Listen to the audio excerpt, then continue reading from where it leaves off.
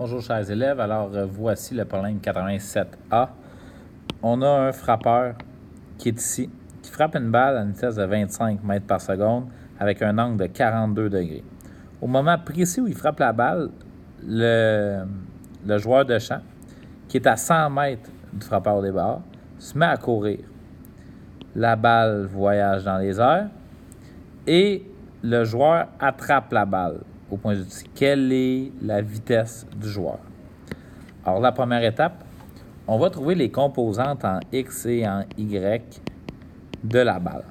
Alors, la composante en X, 25 cos de 42 degrés, et la composante en Y, 25 sin de 42 degrés.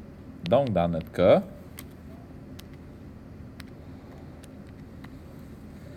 18,5786, etc. Je vous encourage à stocker encore une fois, mètres par seconde en X, et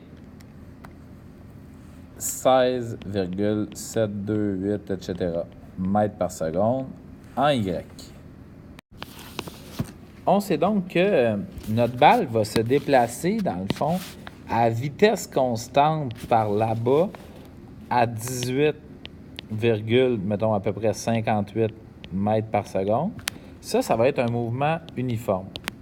Et qu'elle va aussi se déplacer parallèlement, verticalement, puis redescendre à une vitesse initiale verticale de 16,73 à peu près mètres par seconde. Je vous encourage à garder les virgules.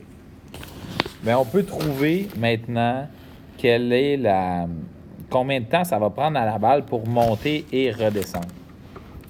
À l'aide de la formule suivante, VF est égal à VI plus A delta T, dans lequel VF, c'est moins 16,73 mètres par seconde. Parce que quand la balle va retomber là, elle va avoir 16,73 mètres par seconde, mais vers le bas.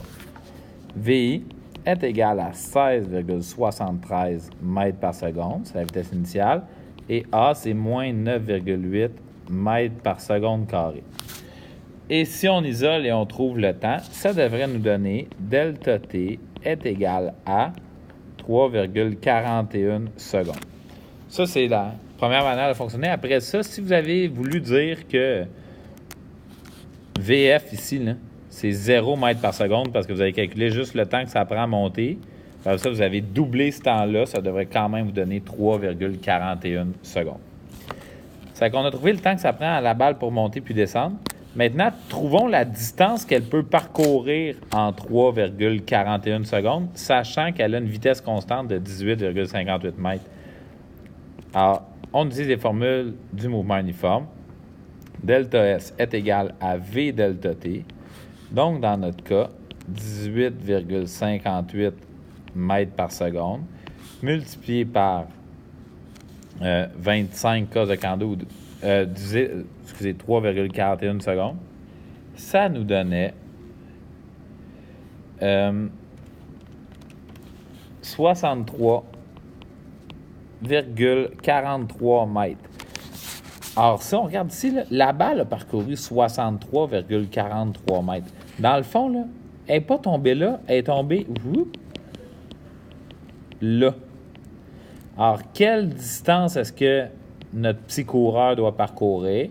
Il doit parcourir la distance X ici, qui est de 100 moins 63,43 mètres.